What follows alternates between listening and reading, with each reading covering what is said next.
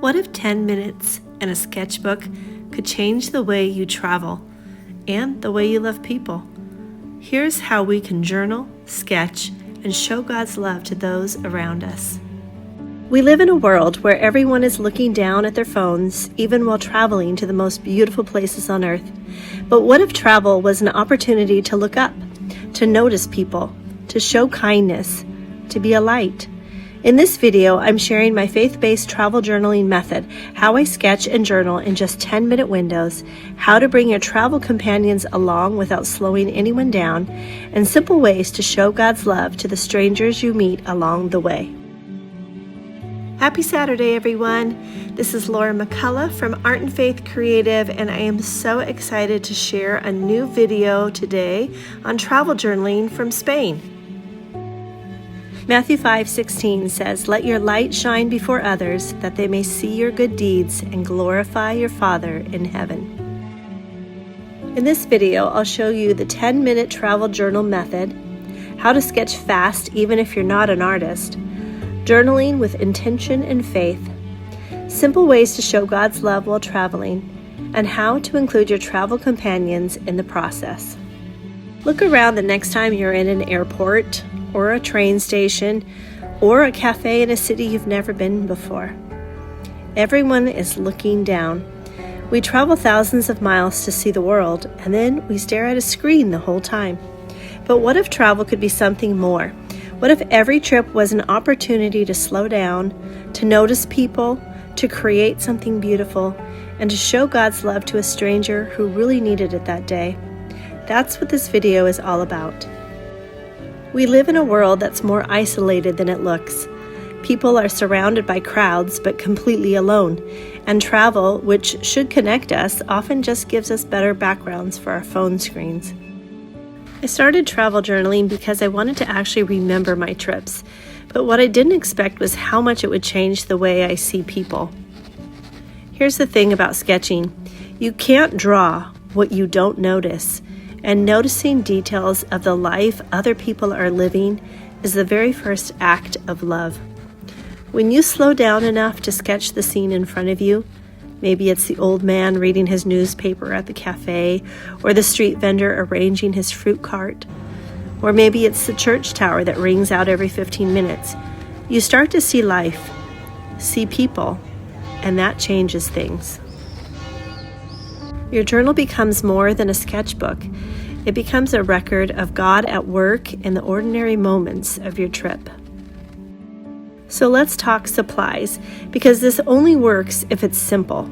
I've tried the big art kits, the elaborate setups, and they stay in the hotel room every time. So here's what actually comes with me. One small sketchbook, and it's preferable to be hardcover, small enough to fit in a purse or a backpack. One pen, just one. A watercolor travel brush pen, and a few colored pencils, and a gouache palette that's really small, or a watercolor palette that's small. Now I do have other supplies with me that stay in the hotel like I mentioned earlier, and those are things like washi tape, other sketchbooks, other art supplies, but to have it with me on the go, it needs to be a small amount, otherwise I'm too overwhelmed to start. And that's really it. If it doesn't fit in your bag without thinking about it too much, then it is too much. The goal is to have it with you always, so that when the moment comes, you're ready. Now, the part that trips most people up is the actual sketching. So I want to say this clearly. You do not have to be a great artist to do this.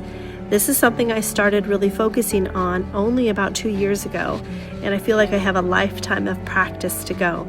But what I have found is you just have to be willing to try. Be brave. Like I've said before, this is your journal. No one else needs to see it, and most likely it's never going to be in a gallery or museum. So here's my method. The first technique is what I call the 2-minute gesture sketch. You're not trying to capture every detail. You're capturing a feeling, a slouched traveler, a small square of the scene in front of you, one detail in front of you. Loose lines, quick marks, and you're done. Think of those old viewfinders. We're just looking for a little bit of the scene in front of us. The second technique is the scene anchor. Pick one thing that defines that moment. Maybe it's a doorway, a coffee cup, a pair of worn out shoes under the table. Sketch just that and write a few words around it. That single image will bring the whole memory back to you for years from now. My third tip, and this one is important, don't wait for the perfect moment to come to you. Open your book the second you sit down and start. Waiting really kills the momentum every time. You're going to pick up your phone instead of your book, and you're going to be stuck scrolling instead of sketching. The final tip, and I know that I've shared this before, but use your phone as a reference. Don't use your phone to get on and scroll Instagram. Just use your phone to take some quick photos of the thing that you want to sketch, because you might not get finished with it in this 10-minute method, but you're going to come back to it later when you're waiting at the hotel or the airport. So this photo is just going to be like a prompt for you to go back and be able to finish it later. Okay, let's get into the 10-minute method that I'm talking about here. And now this is a question that I get asked most often, and that is, when do I actually find the time to do this? And the answer really is you don't find it. You actually have to take the time. Now that could be at a cafe or a restaurant when your food hasn't arrived yet. Maybe your travel companions are doing something on their phones and you have a moment there. Open your sketchbook. By the time your meal comes, you have a sketch in your sketchbook where you've written your thoughts down in your journal. Traveling on buses or trains is actually a wonderful time to get your 10 minutes or more in and have loose gestural sketches. The shakiness adds character, so let the journey become the art. I want to talk a little bit about how we can bring our travel companions along on this journey, because the biggest obstacle isn't really time, it's feeling like you're holding everybody up. So here's how to make it work for the whole group that you're with. Set the expectation before you leave home. Tell them that you journal for 10 minutes each day and it's your thing that you would love support for. When people know ahead of time, they're almost always on board. Build in those 10-minute pockets of time. It could be a cafe break where everyone gets a drink and you spend your time sketching. It could be inside of a museum and everybody is looking around the museum and you're taking your 10 minutes to stop and maybe sketch something that you fell in love with there. You can also invite them in, keeping maybe a spare pen and a few pages of paper that they can journal on.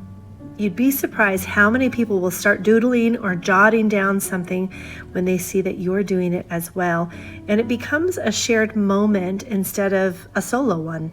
Here's another fun way to weave your faith and the people along your path into your journaling. Write down one person that you noticed that day. What were they doing and how did you respond to that? Maybe write a one-line prayer for someone that you encountered today. Or capture a moment of unexpected kindness, either given or received. Maybe you could even write in your journal, where did I see God today? And you don't need full sentences. You can just use fragments of words or maybe even just a date and the feeling that you had at the moment. What if travel could be something more? What if every trip was an opportunity to slow down, to notice people, to create something beautiful, and to show God's love to a stranger who really needed it that day? What if travel was ministry, not just a vacation, but a calling, a chance to share the good news in ways we'd never have staying home? Every trip is an opportunity to carry the good news into places we'd never reach from home. So that cafe in a city that you've never visited, or the gate agent who's had a very long day, or the fellow traveler sitting alone. These can be divine appointments that God has us to slow down and notice people and share His love with others. I know this is a very different way to travel, but what a blessing to get the opportunity to travel, and why not use it all for the glory of God? 1 Corinthians 10:31 reminds us, "So whether you eat or drink or whatever you do, do all for the glory of God." That is the heart behind our retreats, and next week's video will be all about the retreat we just finished in Bellagio, Italy. I can't wait to share all the things that we did at our retreat, all the things that we sketched, and all the connections that were made. It was such a beautiful retreat. If this video has encouraged you, please hit the like and subscribe button. You can even leave a comment down below and let me know if you're going to try this on your next trip.